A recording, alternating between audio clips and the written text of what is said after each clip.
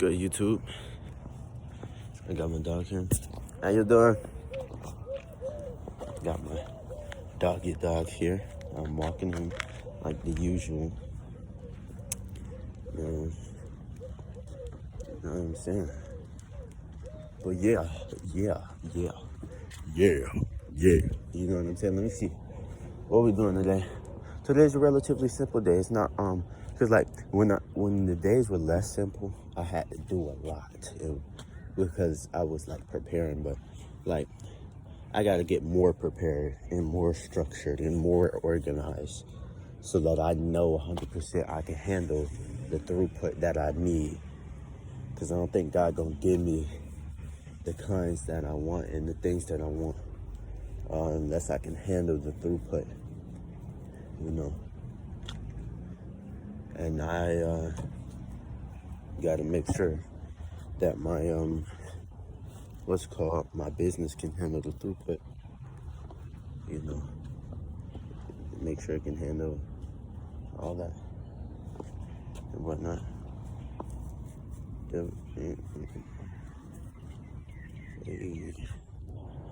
But yeah, I seen the video the dude was talking about, when you make videos, you got to do this because people don't want to see your chin, they want to see your background. Like what look, you know what I'm saying? I give myself a little cut. I'm getting better at fading. You see that right there? I'm getting better at fading. But simple little cut. I did the little retwist. You know what I'm saying? Lined up with my beard. You feel me? Cause I got a beard now. Praise Jesus Christ, but praise God. There's just a bird just at the top of that house. I don't know if you guys can see it, but it's literally at the peak of the house, just chirping. And there's a mango tree over there. I can't wait till the mangoes get good. Like I remember, I went pressure washing, and basically, oh, I forgot to put it up here. I went pressure washing, and basically, there was a ton of people with mango trees, and I just started asking people if I could have some of their mangoes. And it's like everybody was like yes, and then I came home with like ton of mangoes, like an outrageous amount of mangoes, and there were huge ones too, but the huge ones weren't that good. You know what Jesus say? It's pretty interesting what Jesus say. He say, if bad fruit comes from a bad tree, it won't get better, or something like that. He's like, you can't expect good fruit come from a bad tree, something like that. It's pretty interesting because I was like, my granddaddy Booker, he has a mango tree, and every single mango that he gave me from that tree was just disgusting. It just was not sweet. It was sour. It was more like a lemon than the mango. And they were soft, like they were almost ripe, but basically ripe, but like, you see what I'm saying? Like certain mango trees is just not it. Sometimes you just got to burn the junk. Cause like, what's the point? What good is it? Wow.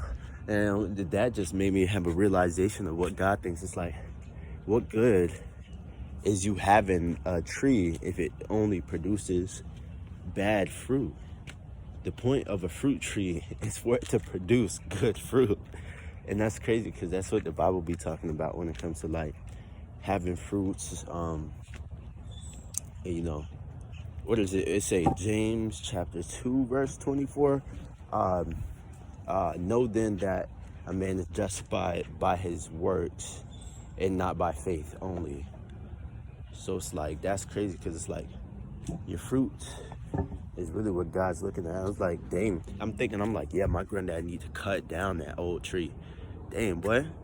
You know what I'm saying? I ain't, haircut ain't too shabby, you feel me? But Muffin, I'm flexing. You like, you wanna get inside of this? He don't got no haircut. Muffin, look, say what's up. Say what's up. I don't know, he wanna say nothing.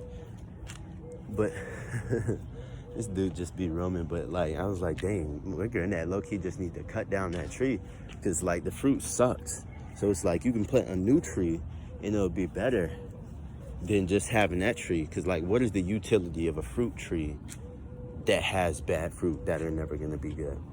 It's never going to, and I'm sure this is never going to produce good fruit.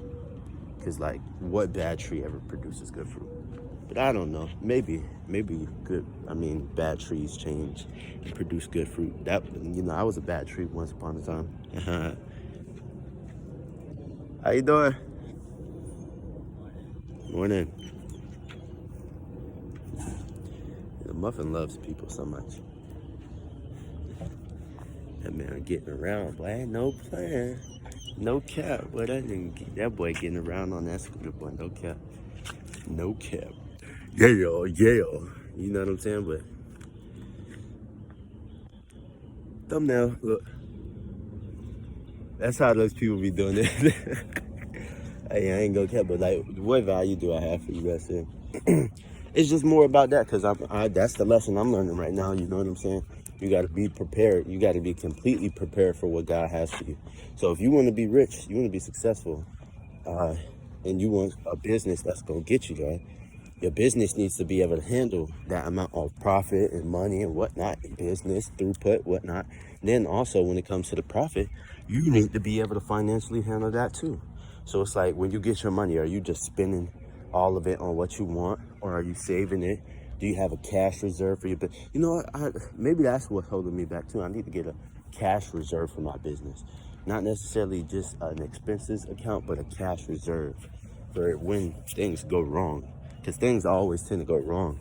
And it's pretty interesting. I heard somebody talk about the insurance industry and how it's like, you're going to be profitable, very, very, very, very, very profitable for like every you're going to be profitable for every 8 years. And then every 1 year after the 8 years is when everything's are terrible. So you got to save up when times are good for when times are bad. And that's a good lesson. It's like peaks and valleys.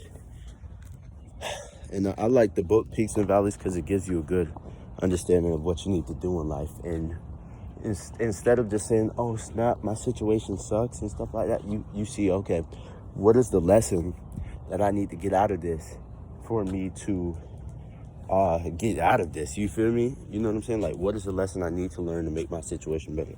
So if you're struggling financially, and your problem is you never get to make no investments because you never got no money, and you never got no money because you always spending it on stuff you want, and not just stuff you need, but stuff you want.